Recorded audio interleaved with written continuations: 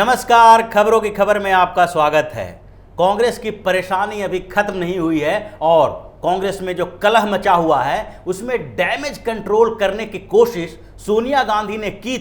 लेकिन वो इसमें नाकाम रही है। अभी तक कांग्रेस के बागी गुट में जो 23 लीडर थे वो शांत नहीं हुए हैं, क्योंकि राहुल गांधी और सोनिया गांधी के करीबी लोगों ने उन पे हमला करना भी कम नहीं किया है। हर जगह पर इन लोगों के खिलाफ आवाज उठाई जा रही है, मोर्चा खोले जा रहे हैं, यहां तक कि फतवे जारी किए जा रहे हैं। उत्तर प्रदेश में जितिन प्रसाद के खिलाफ लखीमपुर खीरी डिस्ट्रिक्ट ने जिस तरह से फरमान जारी किया, उससे कांग्रेस के ये जो बागी गुट हैं वो खलबली मच गई उनके अंदर। इन लोगों ने जितिन प्रसाद के सपोर्ट में आना सही समझा और कपिल सिब्बल ने सबसे पहले मोर्चा खोला। उन्होंने कह दिया कि जितिन प्रसाद या कोई दूसरे कांग्रेस के नेताओं पे जिस तरह के हमले किए जा रहे हैं वो कांग्रेस के अंदर सही नहीं कहा जा सकता है। भारतीय जनता पार्टी के ऊपर सर्जिकल स्ट्राइक करने से के बदले कांग्रेस के अंदर ही सर्जिकल स्ट्राइक किया जा रहा है। ये सारी स्थितियां जो हुई है वो कांग्रेस में उस 23 नेताओं के लेटर के बाद आई है जो सोनिया गांधी को लिखा गया था और उसमें बताया गया था कि कांग्रेस में क्या क्या कमियां हैं, पूर्णकालिक अध्यक्ष की जरूरत क्यों पड़ गई है और उसके बाद नीचे से ऊपर तक कांग्रेस को किस तरह से बदलना चाहिए। ये इनडायरेक्टली राहुल गांधी के ऊपर सवाल तो उठा रहे थे, लेकिन राहुल गांधी के ऊपर सवाल उठाने का मतलब यह नहीं था कि कांग्रेस के से बाहर जाने की कोशिश कर रहे थे। लेकिन CWC में जो बातें हुई उस बैठक के दौरान जिस तरह से इन नेताओं को ह्यूमिलिएट करने की कोशिश की गई, घोर बेइज्जती की गई, उसके बाद इन लोगों ने ठान लिया है कि अब थोड़े दिन के इंतजार के बाद कांग्रेस में एक बड़े विभाजन की तैयारी करनी है। और इसके लिए जो गुलाम नबी आज़ाद के घर पे बैठक हुई थी जिसमें करीब 10 नेता शामिल हुए थे, इन लोगों ने भी ये तय किया है कि अभी ऐसा समय नहीं है कि तुरंत ही सोनिया गांधी या राहुल गांधी को जवाब दिया जाए। इसके लिए हम लोग भी अपनी तैयारी करें और उस तैयारी के बाद ही इन लोगों को जवाब दिया जाएगा कि गांधी परिवार के बिना कांग्रेस चल सकती है या नहीं चल सकती है। जिस तरह से पश्चिम बंगाल में तृणमूल कांग्रेस और महाराष्ट्र में नेशनलिस्ट कांग्रेस पार्टी ऐसे ऐसे कांग्रेस बने हैं, तमिलनाडु से लेकर केरल तक हर जगह पर कांग्रेस का विभाजन जो हुआ वो अपने अपने स्तर पर कांग्रेस पार्टी का निर्माण हुआ है, कांग्रेस बनाए हैं। उसी तरह से अब कांग्रेस का जो विभाजन होगा वो किसी एक स्टेट में नहीं होगा, बल्कि कई स्टेट के प्रदेश कांग्रेस के अंदर विभाजन की जाएगी और बड़े स्तर पर गांधी परिवार के बिना चलने वाली एक कांग्रेस पार्टी बनाई जाएगी। और इसके लिए जो बातें की गई थी उसमें सारे प्रदेश के जो नेता इस चिट्ठी विवाद में शामिल थे, जिन लोगों ने सोनिया गांधी और राहुल गांधी के ये नेतृत्व के खिलाफ आवाज उठाई थी, उन्हें अपने अपने प्रदेशों में जनता और फिर कांग्रेस पार्टी के अंदर जो आग लगी हुई है उसको भांपने की जिम्मेदारी दी गई। हर प्रदेश के नेता इसमें शामिल थे और इसलिए जब चिट्ठी लिखी जा रही थी उस समय भी इस बात का ध्यान रखा गया था कि कहीं एक ही क्षेत्र के सारे नेता इस चिट्ठी पे हस्ताक्षर नहीं करें, बल्कि उस समय भी इन लोगों की तैयारी महीनों से चल रही थी और 2 चिट्ठियां पहले लिखी जा चुकी थी। तीसरी चिट्ठी तब सामने आई जबकि अलग अलग प्रदेशों के कांग्रेस के नेताओं ने इस पर हस्ताक्षर किए और जब सोनिया गांधी को लगा कि ये बगावत किसी एक जगह से नहीं है बल्कि अलग अलग प्रदेशों के हैं, और इसीलिए अब जो बैठक हुई है बागी गुटों की उसमें अलग अलग प्रदेश की जिम्मेदारी दी गई है, जिसमें जम्मू कश्मीर से लेकर केरल तक के नेता शामिल हैं। जम्मू कश्मीर में गुलाम नबी आज़ाद ने अपनी जिम्मेदारी संभाल ली है और वो प्रदेश कांग्रेस के नेताओं से बातचीत में लगे हुए हैं। हालांकि सोनिया गांधी ने इसलिए गुलाम नबी आज़ाद को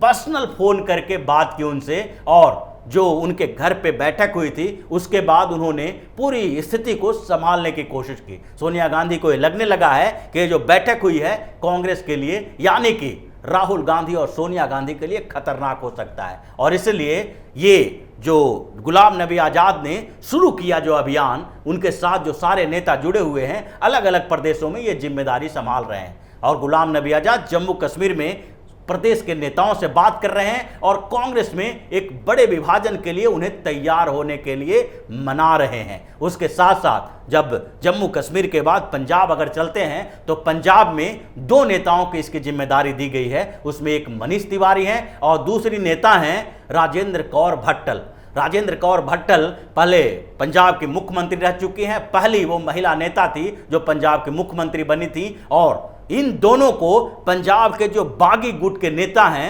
उनको मनाने के लिए, उनको साथ लाने के लिए जिम्मेदारी दी गई है, जिसके लिए वो तैयारी कर रहे हैं। क्योंकि पंजाब कांग्रेस में पहले से ही फूट है और पंजाब कांग्रेस के दो राज्यसभा सांसद, जो कांग्रेस के दो राज्यसभा सांसद पंजाब से आते हैं, उन्होंने कैप्टन अमरिंदर सिंह के खिलाफ बगावत कर दी है। और अभी जो जहरीली शराब से मौत हुई थी उस मामले में जो प्रताप सिंह बाजवा और शमशेर सिंह दुल्लो थे, ये दोनों राज्यसभा सांसद हैं पंजाब से। इन दोनों ने जो राज्यपाल से भी मुलाकात की और वहां पर सीबीआई जांच की मांग भी की थी, अपनी ही सरकार के खिलाफ सीबीआई जांच की मांग कर दी थी, जिसके कारण कैप्टन अमरिंदर सिंह पहले से ही इनके खिलाफ हो गए थे। और इसलिए कैप्टन अमरिंदर सिंह ने इस पूरे विवाद में सोनिया गांधी और राहुल गांधी का पुरजोर साथ दिया है और इन लोगों के खिलाफ बोला है। तो पंजाब में जिम्मेदारी ये लोग संभाल रहे हैं। वहां के बाद अगर हरियाणा की बात करते हैं तो दो नेता हरियाणा में हैं और बड़े नेता हैं जिन्होंने कांग्रेस के कब्र खोदने की तैयारी शुरू कर दी है। उसमें से एक है भूपेंद्र सिंह हुड्डा जो हरियाणा के पूर्व मुख्यमंत्री हैं और दूसरे हैं कुलदीप शर्मा जो हरियाणा विधानसभा में स्पीकर रह चुके हैं। ये दोनों को हरियाणा की जिम्मेदारी दी गई है कि अशोक तंवर जैसे नेता और दूसरे जो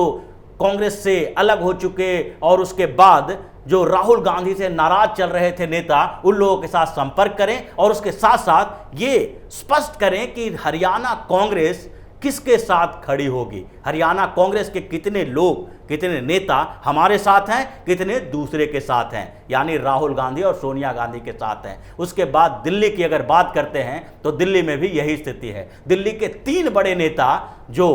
इस हस्ताक्षर किए थे इस लेटर पर, वो भी सोनिया गांधी और राहुल गांधी के नेतृत्व से नाराज हैं और उन लोगों को भी दिल्ली की जिम्मेदारी दी गई है, जिसका कोऑर्डिनेशन कपिल सिब्बल संभाल रहे हैं। दिल्ली के तीन बड़े नेताओं में एक योगानंद शास्त्री हैं, तो दूसरे संदीप दीक्षित और तीसरे अरविंदर सिंह लवली। इन तीनों को दिल्ली के कांग्रेस के अंदर क्या चल रहा है उसको देखने के लिए कहा गया है। और अजय माकन जैसे नेता जो राहुल और सोनिया गांधी के साथ खड़े हैं, उनके खिलाफ यहां पर जो दिल्ली प्रदेश कांग्रेस में जो अलग गुट बना हुआ है, उन लोगों से भी बात करने की जिम्मेदारी दी गई है। तो नॉर्थ इंडिया से लेकर साउथ इंडिया तक हर जगह पर कांग्रेस के प्रदेश कमेटी जो है उसके अंदर ये टटोला जा रहा है कि कौन है जो किस चीज के लिए तैयार होगा। उत्तर प्रदेश में जितिन प्रसाद इसके खिलाफ लगे हुए हैं और जितिन प्रसाद ने जिस तरह की बातें बोली है उसके खिलाफ, उसके बाद ही प्रियंका गांधी और राहुल गांधी की टीम ने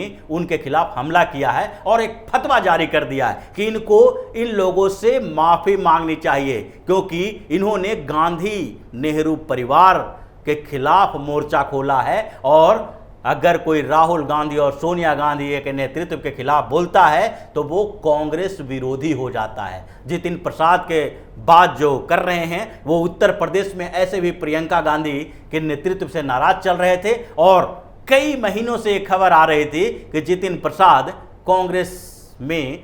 अलग थलग पड़ गए हैं। तो जितिन प्रसाद को उत्तर प्रदेश की जिम्मेदारी दे दी गई है और उसमें राज बब्बर भी साथ में जुड़ गए हैं। राज बब्बर और जितिन प्रसाद दोनों मिलकर उत्तर प्रदेश कांग्रेस में राहुल और सोनिया गांधी के नेतृत्व के खिलाफ जो लोग खड़े हैं, जो एक नया नेतृत्व चाहते हैं या नई पार्टी चाहते हैं, उन लोगों के जिम्मेदारी दी गई है। इसके अलावा नॉर्थ इंडिया के बाद साउथ इंडिया में भी कुछ ऐसी स्थिति है और महाराष्ट्र में मुकुल वासनिक, पृथ्वीराज चौहान और मिलिंद देवड़ा ने पूरी जिम्मेदारी संभाल ली है। पृथ्वीराज चौहान जिस तरह से लगे हुए हैं उससे तो ऐसा लगने लगा है कि कांग्रेस के कई विधायक अब उनके साथ जुड़ जाएंगे और उसके बाद महाराष्ट्र में महाविकास अघाड़ी की सरकार भी गिर सकती है। इन तीनों नेताओं के खिलाफ भी महाराष्ट्र में फतवा जारी किया गया था। इन तीनों को सड़कों पर निकलने से मना किया गया था कि अगर वो सड़क पर निकलते हैं तो इनको चलने नहीं दिया जाएगा। सुनील केदार नाम के एक कांग्रेसी नेता जो अभी महाराष्ट्र सरकार में मंत्री हैं और राहुल गांधी के सामान्य तौर पर नजदीकी बनने की कोशिश में लगे हुए हैं, उन्होंने इन 3 नेताओं के खिलाफ फतवा जारी किया था, जिसके खिलाफ बाद में कपिल सिब्बल और गुलाम नबी आज़ाद जैसे नेताओं ने उनको चेतावनी दी थी कि कांग्रेस के अंदर ऐसी स्थिति नहीं होनी चाहिए और राहुल या सोनिया गांधी को, सुनील केदार जैसे नेताओं को एक कड़ा संदेश दिया जाना चाहिए, लेकिन ऐसा हुआ नहीं। उसके अलावा महाराष्ट्र के